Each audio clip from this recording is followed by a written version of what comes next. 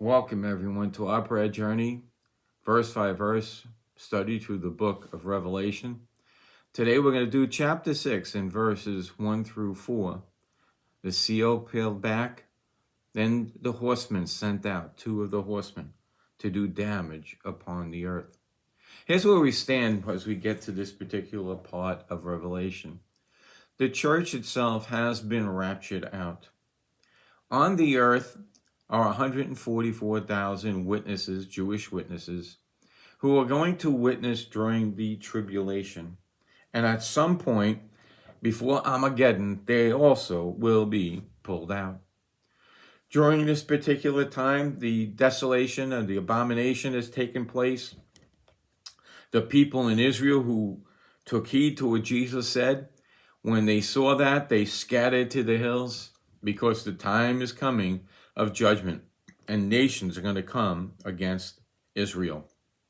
Israel has always been a burden, but now is going to be a great burden to the world as they all come against them.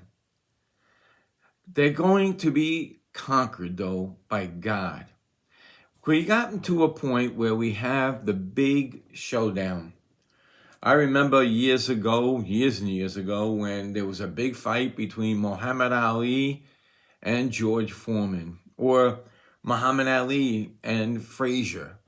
Those were big fights that everybody was looking for. This one is the final fight of all mankind. And it is going to prove beyond a shadow of a doubt that God is God and man is just man. You know, we have seen over the years the mistakes that man has made. They went to war in Iraq and, thought they were going to find weapons of mass destruction. And what happened? They were not there.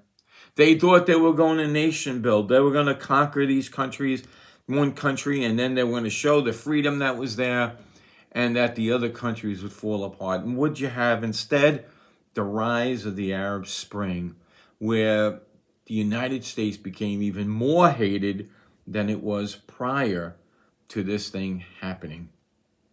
So man fails in all ends.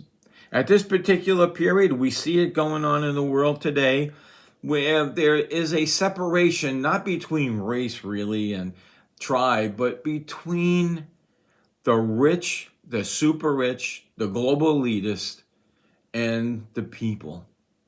And they're trying to get a hold on the people, either through the Great Reset or one world order, whatever you want to call it, where there'll be one leader to rise up, and that leader is the Antichrist.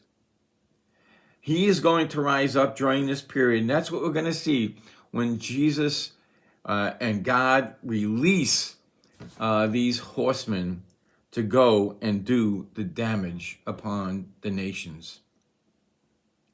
So here is the first start of this as we read here in chapter 6 and verse 1.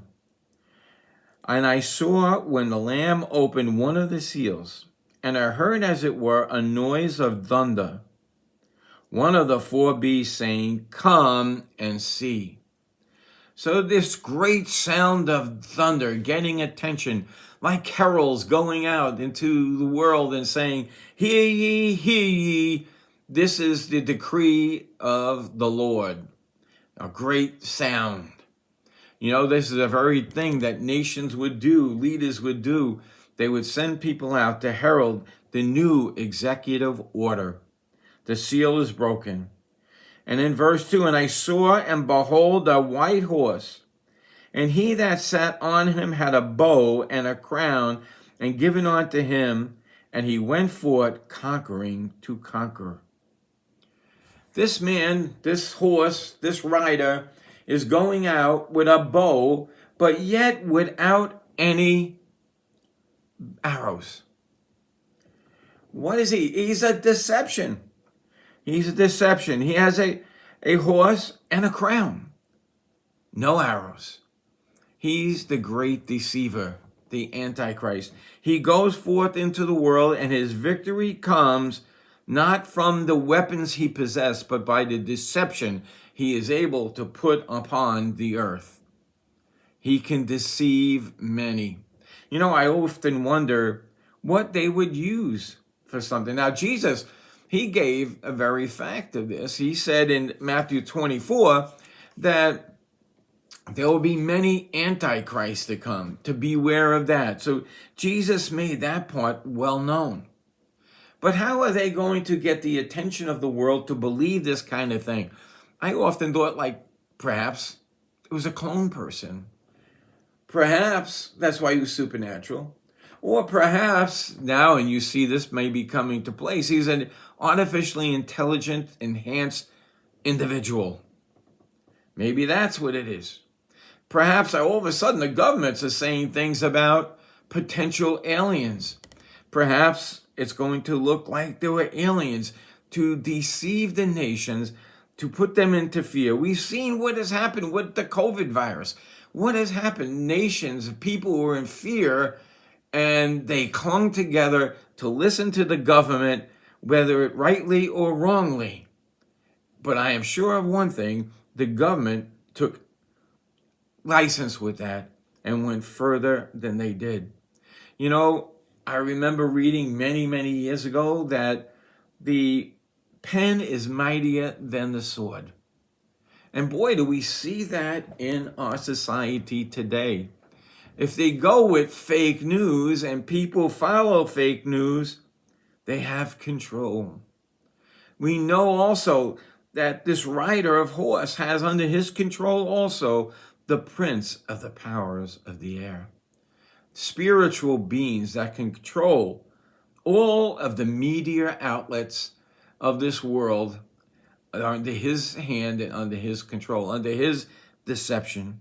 A magician is great at doing an illusion by making you look somewhere while he does something else. So we see that this man is going out and deceiving. Then we see in the verse 3, and when he had opened the second seal, I heard the second beast say, "Come and see." And so the second beast makes the announcement, heralds the announcement. Here we go. And let's see what happens here. And where went out another horse that was red, and the power was given him that sat thereon to take peace from the earth, that they should kill one another, and the sword was given unto him, a great sword. And there was given unto him a great sword. So here he goes out, and again, through the tool of deception, he has men turn upon men, all nations fighting against each other. We know that Israel's going to be that burden. They are going to have they are going to be the center of attraction. Maybe some nations will stand with Israel and they'll be judged. Maybe some nations will stand against the Antichrist and they will be judged. And they will be judged by fighting amongst themselves to gain freedom. Boy, do you see that in our world today, where it's as if you poured an accelerant all around and you're ready to light the match, because people do not like other people, because they don't agree with other people, because they're in fear and they're fighting against each other without physically fighting. But one day that may come here. You know what's happening in our country with this division? It is happening everywhere else in the world. And who is controlling this? The prince of the power of the air, the elite globalists that have all of this money to donate to causes that are anti-freedom causes. And with that, as in Daniel says, the people will fight against this oppression. And though there be iron legs, the toes are going to fight against it and say, no. The clay toes are going to say, no, we don't want this. But their feet are going to continue to crush. There is going to be no peace because of this kind of separation. And you know, there is no peace without Jesus Christ. That's what all of this is about. If all of the world had come to Jesus, we would not have to deal with this issue. But men lifted themselves up as God, and now they will face God. The red horse will go out with his rider, and he will have his fill of death. He is going to wreak destruction upon the earth. And again, it's going to be done with deception and turning one against another. You know, the Lord says to us, come out from among them.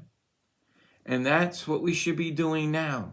Coming to Jesus Christ so that you would be part of the rapture, to be taken out, that you would avoid the white and red horse that is doing Satan's bidding. The sower went out and he sowed the gospel. And Satan, what did he do? He sowed weeds so that we would not be able to discern one from the other. But God will be able to pluck out his and save them. So when we come back next, I'm going to read from you from Daniel chapter 11, verses 36 through 41, which will give you a backup to what I just went over here in the book of Revelation, first 4 verses. And we will also pick up next time with the next horseman. So until next time, may Jesus increase as we decrease.